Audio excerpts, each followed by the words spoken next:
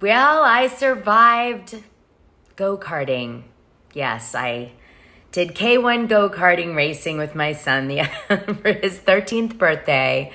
And let's just say I'm not generally a go-kart driver, but I learned and I did my best. Here's my time. This was my best one, just saying. Okay, my best time was this one. So don't make fun of me. I did my best. Okay, Barbie's more my thing. You guys know this.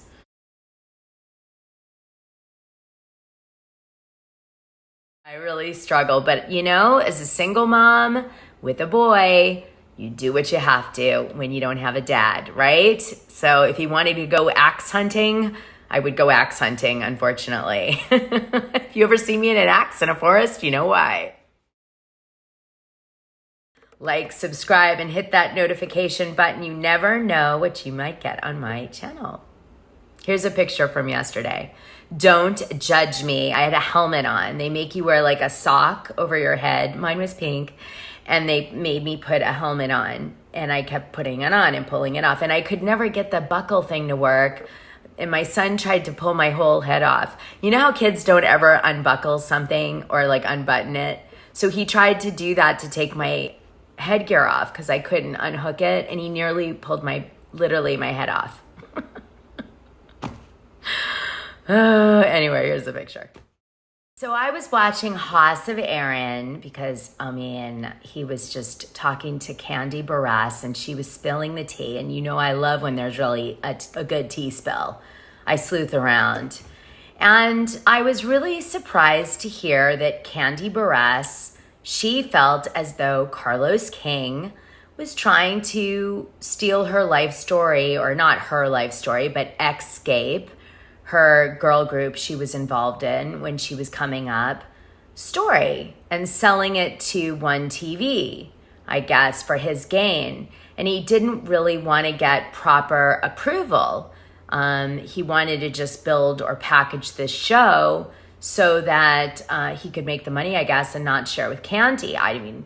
This is sort of what she makes it sound like. Now make sure you stay till the end of this video because I have some things that I've tied together that are pretty shocking, and they're at the end, so I can force you to watch the whole video. And I also think I found the project that Carlos King is doing, and I think I know why he hasn't responded to the allegations that Kandi put out. So just wait, grab some tea or something and just relax. Now I'm gonna play you this. You guys, if you've seen it already, you can jump forward to the next part because I wanna tell you some things. So first of all, my main issue with Carlos is he is the one who stole my group's life story and sold it to TV1. And for that, I just can't get past it. He had been working with us that entire season on the Real Housewives of Atlanta. That last year he was with us. Him and Todd had already had some like little issues, business issues, because they were doing a production company together. So they already had some things they had dealt with personally, but we was trying to move past that and still work together on the show because he was executive producing. What season was that? 9 or whatever. Yes. And he was his last year. Okay, so let's say the season wrapped in November. In December, someone tells me, I was talking to a friend. I was like, hey, we should do like a movie about our group's life or whatever. And they were like, it was a director that Todd and I were speaking, and they was like, somebody's already doing it. And I was like, what you mean somebody's doing it? And so in my mind, I'm thinking it was one of my group members or something. And they was like, yeah, it's a network that's already like, because I took a meeting about directing it. And I was like, what? Now, mind you, just wrapped season 9. The season in like either top of December or November, end of November right there. December, I'm hearing that this movie has been sold to a network. So I come to find out a couple weeks later, I'm trying to find out what is going on, and come to find out it was, in sidebar, his other producing partner, one of the producers that worked for him, who was also at the time I thought was super cool, had called my mom, was like, oh yeah, we want to do interview you because we're trying to do a documentary about girl groups or something. So we want to ask you questions about, Xscape. My mom was going to do it or whatever, but come to find out, he was the person who had did the deal with TV1 to sell our life story. He was, and my mom and it was gonna try to ask my mother questions about us unknowingly to get more information, I guess, for the show. So anyway, I just thought that was the lowest thing that anybody could ever do. Wait, so but how And does he I have the really rights to just feel y'all's like story? he didn't have the rights to our story. What I found out, because of course, you know, I was calling lawyers and everything, and I found out at the time that when you're a public figure, people can do Unauthorized. they can do unauthorized stories about you. Right. And at the time, we had already done like a what's that behind the music type of thing on VH1 TV1 or whatever. Okay. No, TV1. Remember, Unsung. you know how they unsung, yeah.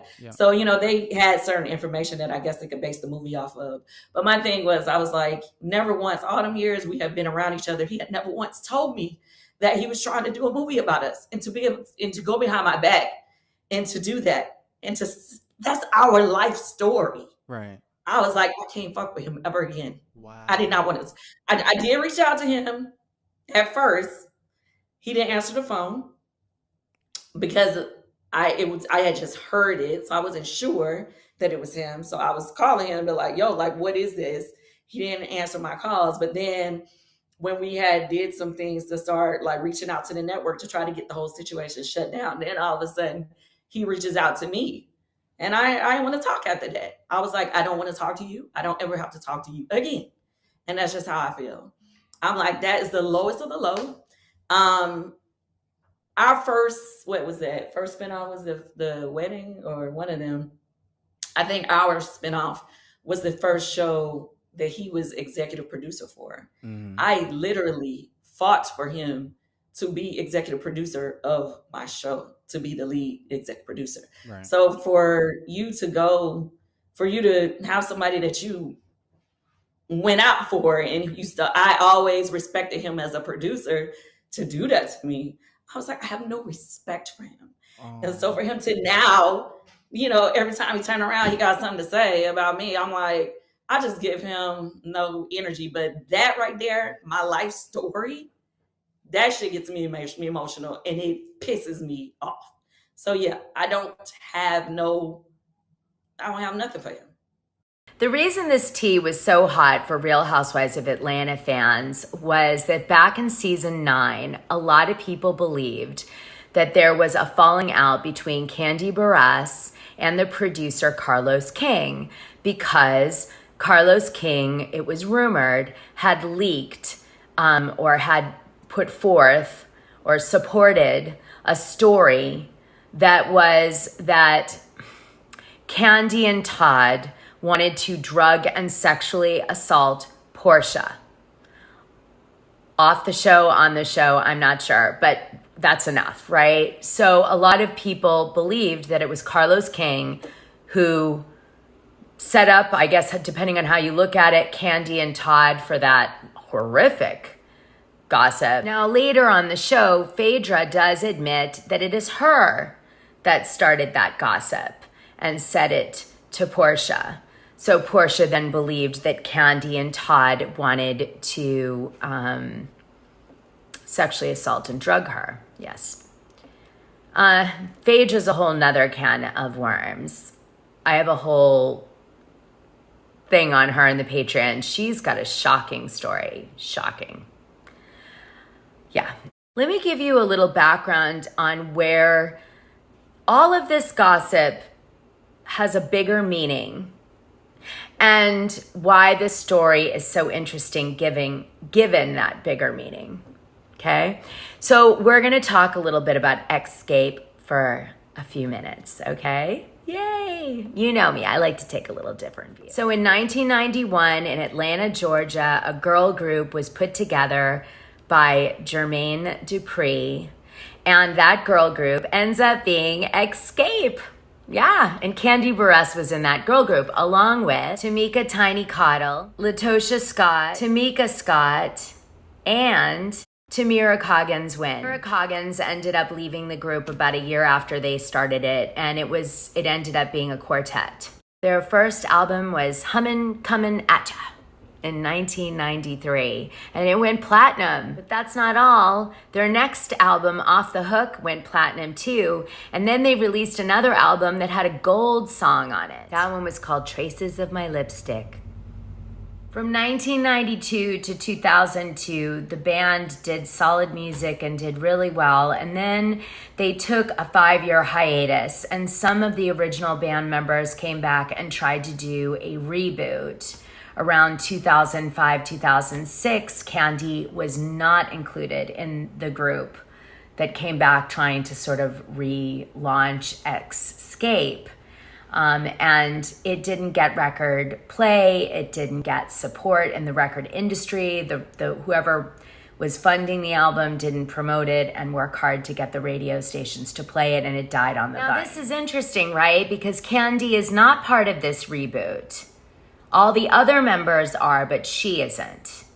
And somehow I feel like Kandi has a lot of power in the record industry. However, in 2017, Kandi does agree to rejoin her original girl group, and they do some tours, and they go on Wendy Williams, and they sing, and it's really fun, and it's getting a lot of momentum.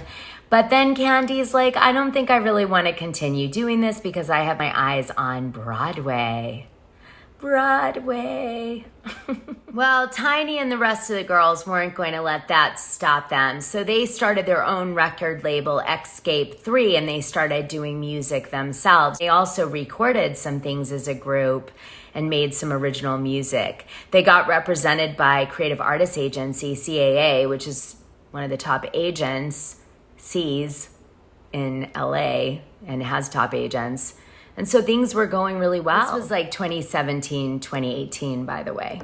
Kandi was really a songwriter, though. She wrote music for Mariah Carey, Faith Evans, Whitney Houston, Alicia Keys, TLC, Destiny Child, Rich Girl, NSYNC, Boyz II Men, Jagged Edge, and it goes on and on. So pretty impressive resume in terms of her songwriting. And then she also goes on to be a big businesswoman besides, or in addition to her Real Housewives of Atlanta work.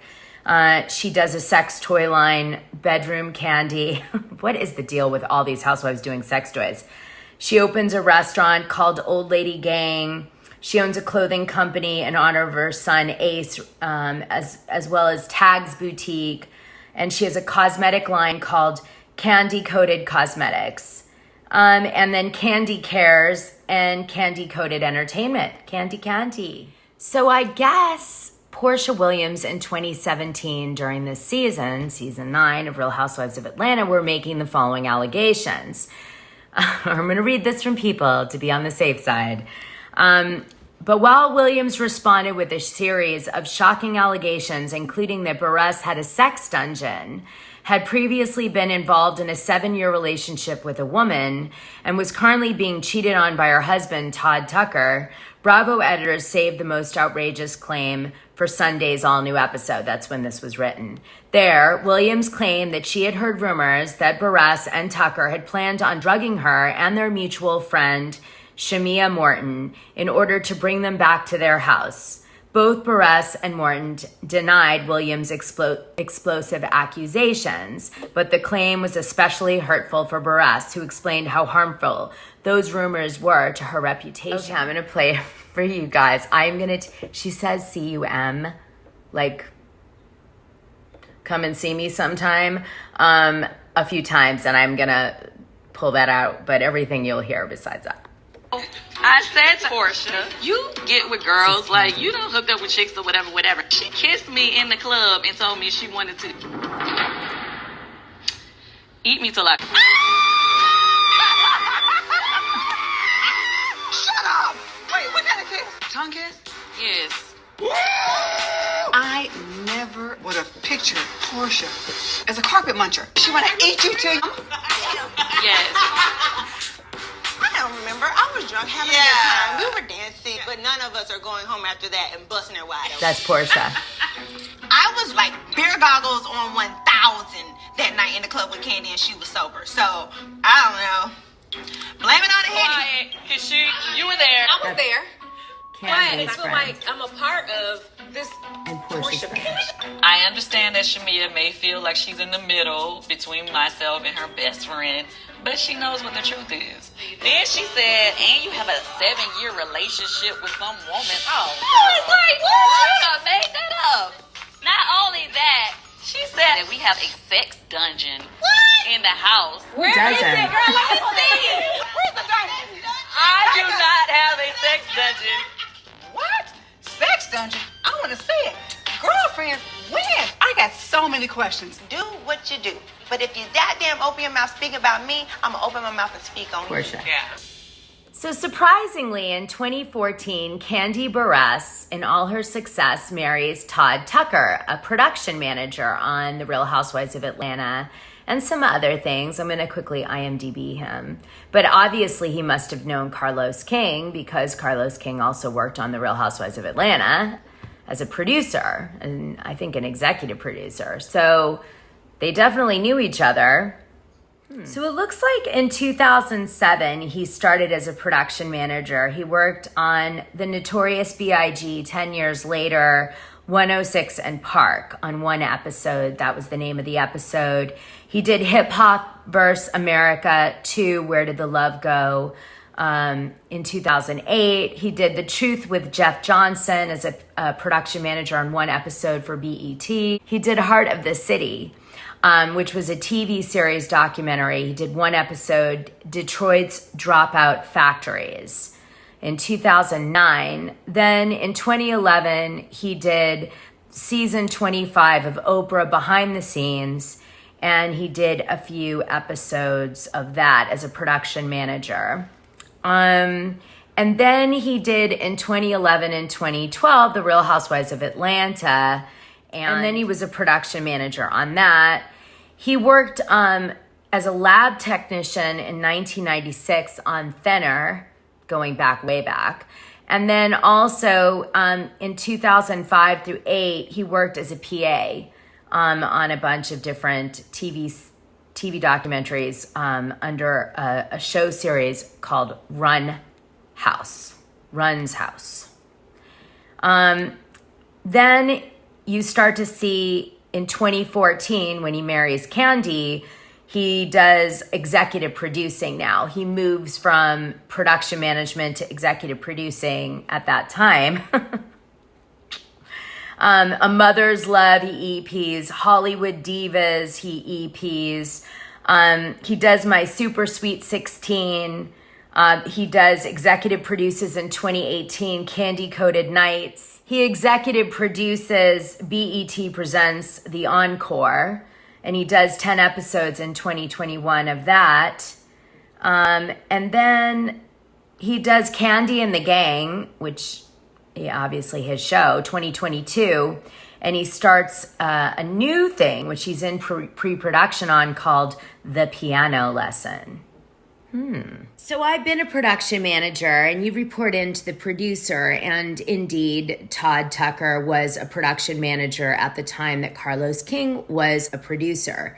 So the question is, did Todd Tucker report on the episodes he did on Real Housewives of Atlanta at the same time, which was around 2011? Did he report in to Carlos King? Because that means that Todd Tucker would see Carlos King as kind of a boss, and he would have a lot of respect, at least at that time, for Carlos, right? Carlos would have given him his big break, in a sense, because a production manager doesn't have a job if the producer doesn't like you that you're working with on the show. So if Carlos King was really a powerful producer on Atlanta during 2011, like, no way Todd Tucker would be a UPM without his endorsement. This is very telling. And I wouldn't be surprised if Todd Tucker dating Kandi gave him instant clout. It is not typical for a unit production manager to jump to executive producer. Usually you go producer, you do that for quite some time, and then you start to have financial contacts that you go to say, look, I've got all this production experience from the ground up, and I'm ready to EP something because I've got the right connection with the talent. Because to be an EP, you package the show. You reach out, you get all the talent involved, you get the funding involved, more importantly. It's a lot of different elements than producing versus UPMing. So anyway, I think this is really interesting. And Kandi admits in that interview that Todd Tucker had a production company for a brief time with Carlos King, and there were some uncomfortable dynamics. I would imagine that some of those uncomfortable dynamics was that Carlos King didn't feel that Todd Tucker had really earned his spot in being an executive producer, and Carlos didn't necessarily want to be forced to work with Todd Tucker when he was wanting to work with Kandi. And Todd sort of inserted himself in there. I don't believe that Carlos probably respected Todd as an executive producer based on the dynamic of how he and him met and where he started and where he ended up. So that's, I can see where this would get really awful. There's huge Hollywood egos, and people don't like when you skip steps in Hollywood. Then we go to Kandi's IMDb, and she is a producer on the Real Housewives of Atlanta 2009 episode Baby Mama and Daddy Drama. It's interesting. And then in 2013, she EPs, executive produces The Kandi Factory. She does in 2014 A Mother's Love. In 2018, she does Kandi Coated Nights. And then she does 2020 Race in America, A Movement, Not a Moment. And then 2022 Kandi and the Gang. And she also is an executive producer on the show in pre-production called The Piano Lesson.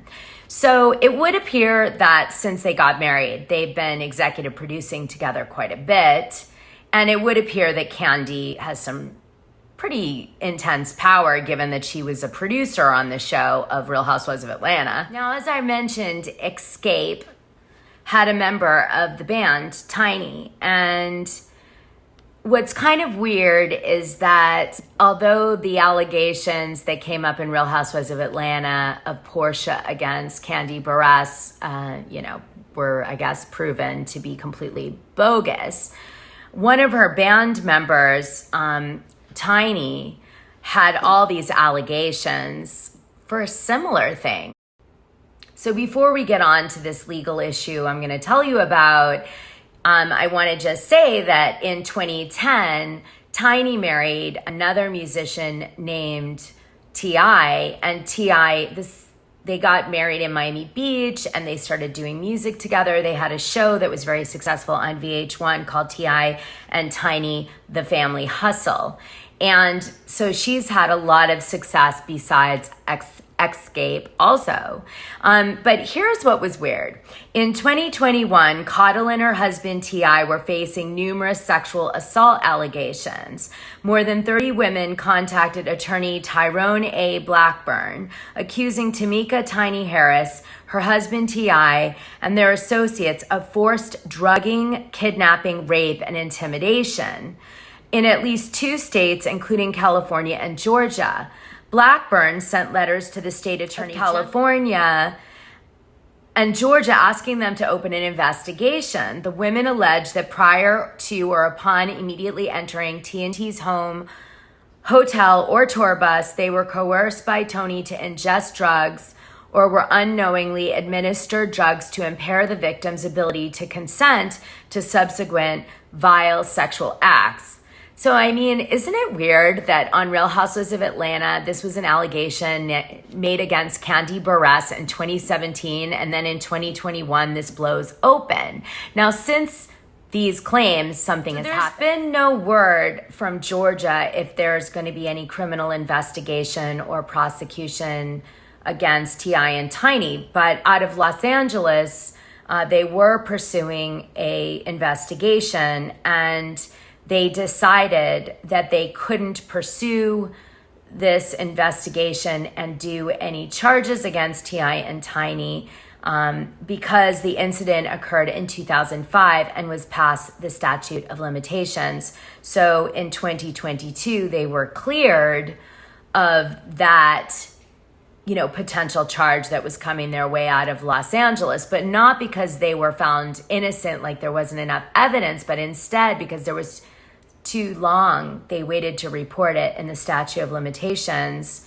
So the question is anything going to come out of this in Georgia? Now, VH1 did cancel their show in 2021 after renewing it. So that leaves us 2 Xscape band members that we still have not spoken about, and that is Latosha Scott and Tamika Scott.